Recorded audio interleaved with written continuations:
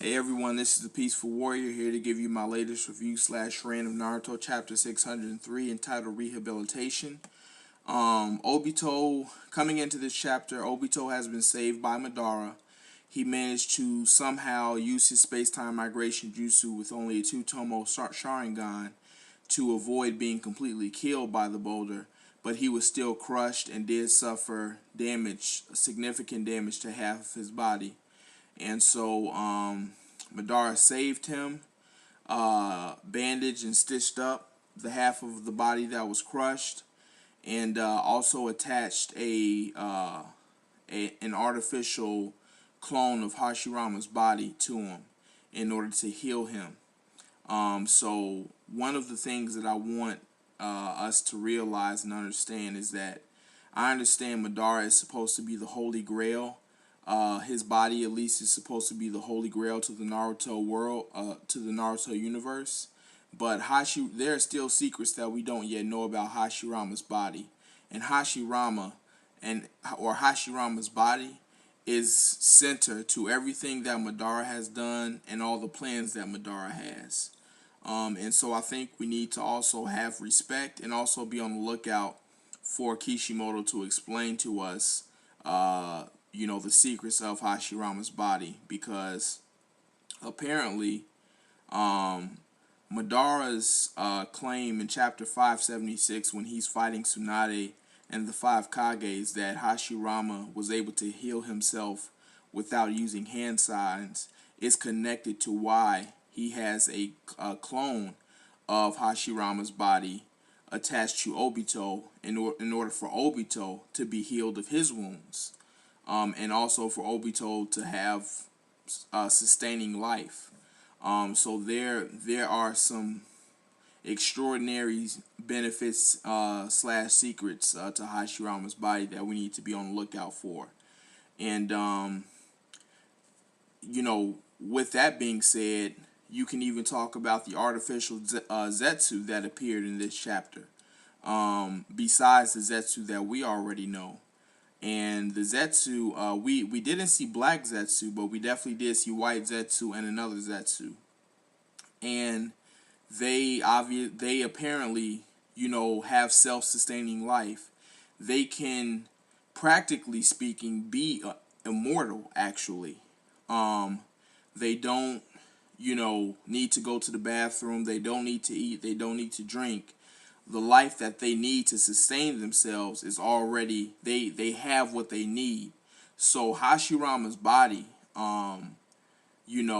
is truly amazing in that sense.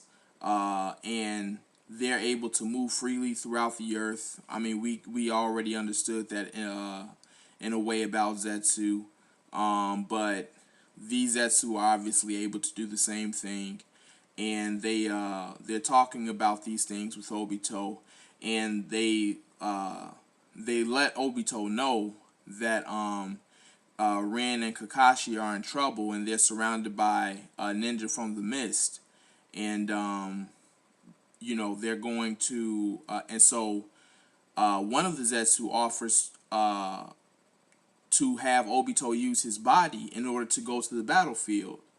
So we see that happen, and then at the end of the chapter, we see Obito headed off to the battlefield. So we're going to finally find out how Rin dies and why he blames Kakashi, and truthfully, why he may even blame himself. I think that he does also blame himself. I don't think that he simply blames Kakashi. I believe that he also blames himself. And I believe that through blaming himself and through having guilt about Rin's death, he will be further pushed along to go and support Madara's plans or take part in Madara's plans and have a piece of them himself and have his own stake in having, the world that he knows be abolished and the world that Madara wants to be established. So those are all key points that I think need to be made. Another key point is that in this chapter, Obito, the chapter starts off with a mini fast forward from the previous chapter. Obito has grown in his body. He is apparently older. We don't know how old, but it's obviously still during the course of the Third Ninja War. It hasn't ended yet, so it can't be that much more older. But he is older, and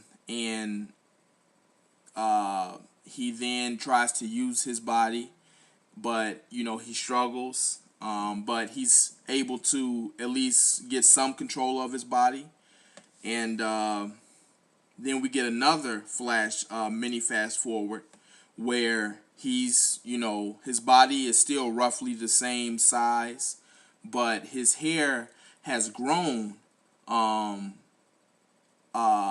like Madara's hair, that we see the Edo Tensei Madara have. Long black, almost like that Goku hair, and that's the Obito we see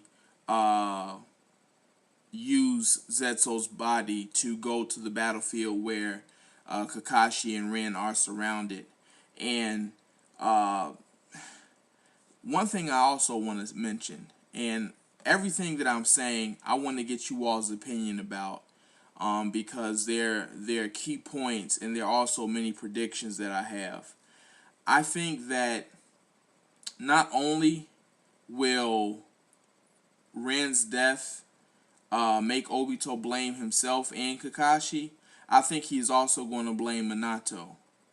I think in a way he's also going to blame Minato, and is going to say, like, in his heart, he's going to say, like, despite how fast you are, you weren't fast enough to save me, and you weren't fast enough to save Ren, and it turns out he made it so that despite how fast he is, he wasn't able to save Kushina as well.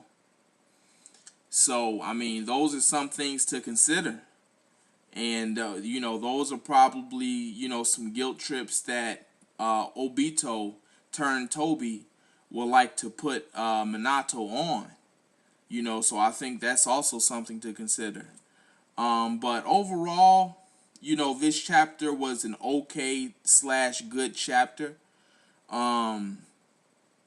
We see Obito getting control of his body bit by bit, bit by bit, bit by bit. But we